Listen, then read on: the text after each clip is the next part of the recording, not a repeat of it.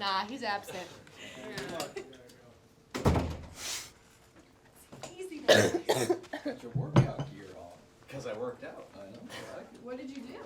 Everything. Oh, sure. I can get in once a week right now. So. All right, questions for Merritt? Has the fact of the #1 draft pick, has that sunk in yet too? Or is that still living on a dream? No, I don't think so, and I don't think it'll necessarily sit in until like I leave and head out there, but right now I'm just trying to focus on our game on Friday and the rest of the season and finishing out Big Ten strong and just trying to make that the priority. So I'm honestly not really thinking about it very much and just trying to focus on the rest of the season. How weird was that to get drafted in like the middle of your season and you still have like more to work for here, but you still have to like think about the future like at the same time? Yeah, it's definitely a weird balance. On one side, it's nice because it's kind of like, okay, I don't have to worry about that, and now it's kind of like I know where I'm going. And then on the flip side, it is kind of weird because it's like, okay, I'm drafted, but I'm still here and still have a few weeks left. So it kind of depends on the way that you look at it. I think it's nice to not have to worry about it and be able to focus on the end of season, but it is definitely a little bit weird. But like I said, I'm just trying to focus on, and I think the other girls that got drafted as well would agree that we're just trying to focus on the end of this season and making sure we accomplish what we want to accomplish this season. Despite that focus, one more question. It's weird to have professional options. Like, you could have gone a number of places. What about the PVF attracted you to that? What do you like about what they're offering? Yeah, I think they're just doing a lot of really cool things for pro volleyball, and like they just signed a TV deal with CBS, and they're really just pushing it forward. And I also liked that I could be close to home, and whereas like going overseas, that's really far away. So just having the opportunity to play pro volleyball in America is awesome. And I don't know, just everyone in PVF that I've had the chance to talk to has been so kind and so outgoing and so welcoming, and I just really liked that, and it was really attractive to me. So I don't know, just having the opportunity to be in America honestly is huge, because if I still had to go overseas, I don't know that I would continue playing. It's a whole different world when you're having to go travel all the way around the globe. So In some of these road matches this year, there have been like a lot of Nebraska fans. Like when you win a point or you win a set, Yeah. like you'd think you were the home team. What's it been like to experience these road arenas where there's lots of people there to watch you? yeah, I mean, it's a huge advantage for us. Like you said, a lot of them feel like home matches for us, and that doesn't happen really anywhere. I don't know what sport that happens in, like football, basketball, that's not happening.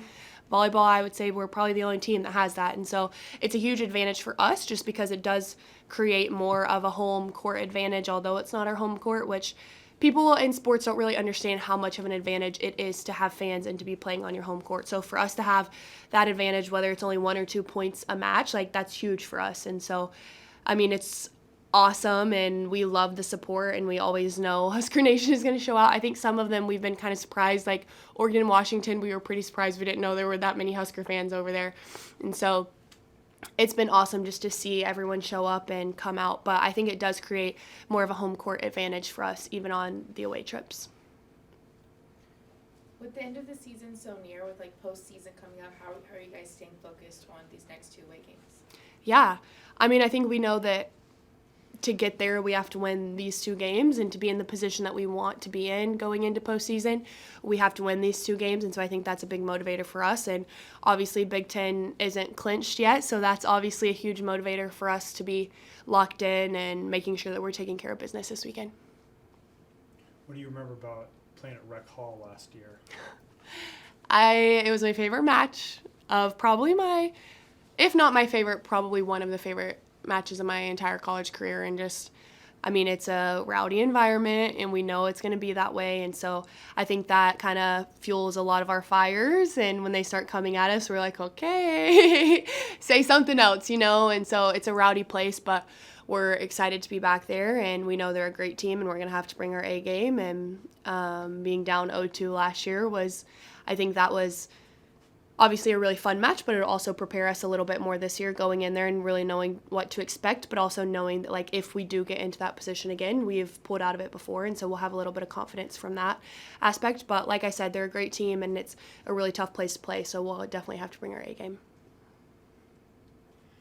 What will it be like seeing Caroline and Maggie across the net in that environment? I think it'll be weird. It'll definitely be weird just to see them on the other side of the net. But, I mean, we have so much love for both of them. And I know all of us are super excited just to see them and talk to them and see how they're doing and things like that. And a lot of people still keep in touch when we can. Obviously, it's hard when we're in season. But so it'll definitely be weird seeing them in a Penn State jersey. But I think we're all excited just to see them and how well they're doing. And we'll all be really, really happy for them. What's it like to be on the team that people want to come watch, whether it's in Michigan or whether it's in Washington? Like they want to come see Nebraska. What's that like? Yeah. It's hard to put into words. It's so special that that's even the position that we're in. But I think you have to give a lot of credit to everyone that came before us. Like that's not simply just because of the 14 girls on the team right now. Like there's so many players and coaches that put so much time and effort and energy into this program and the culture of this program to ultimately allow us to be in the position to be the team that people are coming to see. And so, I mean, huge shout out to all of the girls that came before us because they didn't necessarily have that. And without them, like, we wouldn't be in that position. So, I mean, it's a huge testament to all of the girls and coaches that came before us. But for us, I think it's so special and surreal just to be in that position. You see that all over sports and in male sports. You've seen that, like, everyone's a big deal in male sports, and so for us to have the opportunity to be kind of the ringleaders as female sports and female athletes, I think none of us take that lightly, and it's something that's very special. Lexi talked last week about, playing Wisconsin, trying not to treat it like too much, not make too big a deal, but how do you go about that for Friday, playing Penn State, another rival, with one of your big goals, winning the Big Ten on the line for that match? How do you go about treating it just like another match? Yeah, I mean, it's all a mental mindset. If you're talking it up in your head, it's going to be talked up in your head, you know? And so for us, it's just continuing to remind each other that it's another match. And I think the coaching staff does a really good job of that as well. Of like, look, we play volleyball all the time. It's just another match. It's week 10 in the Big Ten. It doesn't matter who we're playing. And so just continuing to remind ourselves of that, but also like, it is a big match, and so sometimes it can get to you, and I think that's just where the accountability piece comes in. We pretty much notice if someone's starting to struggle or get in their head or things like that, and so just trying to pull them out of it early so that it doesn't fester up into this big idea in our head, and so we don't look too far ahead. I think it's kind of a mental thing and accountability that comes along with it. Any other questions for Merritt? All right. Thank you. Thank you.